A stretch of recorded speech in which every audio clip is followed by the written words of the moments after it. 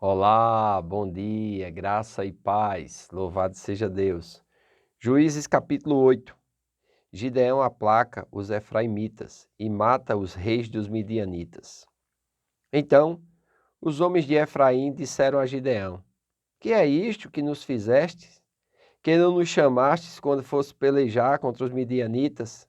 E contenderam fortemente com ele. Porém ele lhes disse: Que mais fiz eu agora do que vós? Não são, porventura, os rabiscos de Efraim melhores do que a vidima de Abiezer? Ou Abiezer? Deus entregou nas vossas mãos os príncipes dos midianitas, Oreb e Zeeb. Que pude eu fazer comparável com o que fizestes? Então, com falar-lhes estas palavras, abradou-se-lhes a ira para com ele. Vindo Gibeão ao Jordão, passou com os 300 homens, que com ele estavam cansados, mas ainda perseguindo, e disse aos homens de Sucote: Dai, peço-vos, alguns dos pães, para estes que me seguem, pois estão cansados, e eu vou ao enlaço de Zeba e Salmuna, rei dos midianitas. Veja bem, porém os príncipes de Sucote disseram: Porventura, tem já sobre o teu poder o punho de Zeba e de Salmuna, para que demos pão ao teu exército? Então disse Gideão: Por isso, quando o Senhor entregar nas minhas mãos Zeba e Salmuna, trilharei a vossa carne com os espinhos do deserto e com os abrolhos. Dali subiu a Penuel e de igual modo falou a seus homens. Estes de Penuel lhe responderam como os homens de Sucote lhe haviam respondido. Pelo que também falou aos homens de Penuel, dizendo: Quando eu voltar em paz, derribarei esta torre. Estavam, pois, Zeba e Salmuna em Carcor, e seus exércitos com eles, uns 15.000 homens. Todos os que restaram do exército dos povos do Oriente, e os que caíram foram 120.000 homens que puxavam da espada. Olha só, com 120.000 homens caíram. Aleluia. Versículo 11. Subiu Gideão pelo caminho dos nômades, ao oriente de Noba e Jogbeá, e feriu aquele exército que se achava descuidado. Fugiram Zeba e Salmuna, porém ele os perseguiu e prendeu os 2 reis dos midianitas, Zeba e Salmuna, e desbaratou todo o exército. Voltando, pois, Gideão, filho de Joás, da peleja pela subida de Eres, deteve a um moço de Sucote e lhe fez perguntas. O moço deu por escrito o nome dos príncipes e anciãos de Sucote, 77 homens. Então veio Gideão aos homens de Sucote e disse: Vedes aqui Zeba e Salmuna, a respeito dos quais mostejastes de mim, dizendo: Porventura, tem tu já sobre o teu poder o punho de Zeba e Salmuna, para que demos pão aos teus homens cansados? E tomou os anciãos da cidade, e os espinhos do deserto e abrolhos, e com eles deu severa lição aos homens de Sucote. Derribou a torre de Penuel e matou os homens da cidade. Depois disse a Zeba e a Salmuna: Que homens eram os que matastes em Tabor? Responderam: Como tu és, assim eram eles. Cada um se assemelhava a um filho do rei.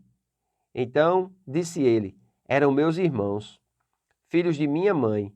Tão certo como vive o Senhor, se os tivesses deixado com vida, eu não vos mataria a vós outros. E disse a Jefté, seu primogênito: Dispõe-te e mata-os. Porém o moço não arrancou da sua espada porque temia, porquanto ainda era muito jovem. Então disseram Zeba e Salmuna: Levanta-te e arremete contra nós, porque qual o homem tal a sua valentia? Dispôs-se, pois, Gideão, e matou a Zeba e a Salmuna, e tomou os ornamentos em forma de meia-lua que estavam no pescoço dos seus camelos. Olha que coisa interessante, né? Gideão aqui, depois de uma grande batalha, ele ainda vai perseguir esses 2 reis midianitas, amém? E ele vai precisar de suporte, esses moradores de Sucote, né? Esses outros moradores que estavam mais adiante, e ele vai pedir para que eles deem pão, né, aos seus homens que estavam cansados, mas eles vão e ridicularizam Gideão. Gideão foi muito diplomático no seu encontro com os efraimitas e apaziguou a ira deles com a sua resposta branda, enquanto Jefté reagiu de forma dura e os derrotou através de um ardid cruel. Nós vamos ver isso quando Jefté for juiz, lá no capítulo 12. Amém? Então é muito importante nós entendermos isso. Gideão provavelmente estivesse se referindo ao trabalho de limpeza de Efraim, que se seguiu a batalha inicial. Quando ele diz aqui no versículo 2, né? Ele fala assim, olha, porém eles lhe disseram, eles estavam com raiva dele. Aí ele, quem mais fiz eu agora do que vós? Não são, porventura, os rabiscos de Efraim melhores que a vidima de Abiezer? Né? A vidima de Abiezer, Gideão, o Abiesrita, estava se referindo ao seu envolvimento pessoal na vitória sobre os midianitas. Efraim brilhou mais do que ele. Sucote era uma antiga cidade localizada na Transjordânia, no Monte do Jaboque.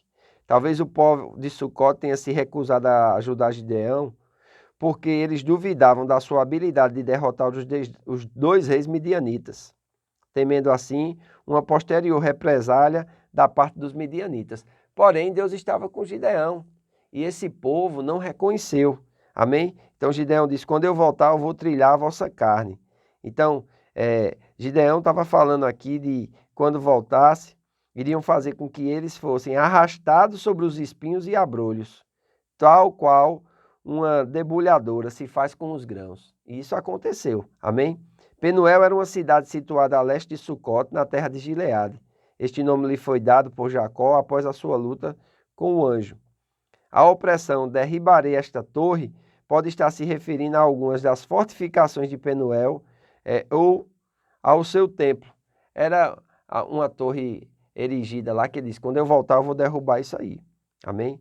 Então, Noba e Gebeá eram cidades situadas em Gileade, a leste do rio Jordão. Quando Gideão diz, eram meus irmãos, filhos da minha mãe, o termo irmão aqui, numa sociedade em que os homens tinham muitas esposas, normalmente significa meio irmão. Então, é muito importante nós observarmos isso aqui e vermos como Deus foi com Gideão. Ele não descansou, ele perseguiu os inimigos até destruí-los totalmente. Amém? E é interessante, aqui ele vai dizer para o seu filho, né, tomar a espada e matar aqueles dois reis, dando a ele já uma experiência, mas o seu filho, por ser muito novo, ele não faz. E quando Zeba e Salmuna vê isso, eles zombam de Gideão, pensando que ele iria se intimidar também, como o seu filho ficou intimidado. Aí diz o texto, dispôs-se, pois, Gideão, e matou a Zeba e a Salmuna, e tornou os ornamentos em forma de meia-lua que estavam nos pescoços dos seus camelos. Então, por ter matado aqueles dois reis, os despojos dos camelos dele seria daquele que teria feito. E o seu filho, por ser muito pequeno, mesmo tendo a honra, não conseguiu. Assim são algumas pessoas que convivem conosco, né? Eles se veem pequeno demais e às vezes é dada a ele a honra de ministrar, a honra de fazer algo que ele vai ser reconhecido e ele simplesmente mantém a sua espada na bainha, não tem coragem de fazer. E isso é bom ter cuidado porque essas oportunidades, quando elas surgem, nós precisamos nos aproveitar, né? E fazer com que essa experiência se torne algo que serve de ensino para a nossa trajetória e para a nossa caminhada, né?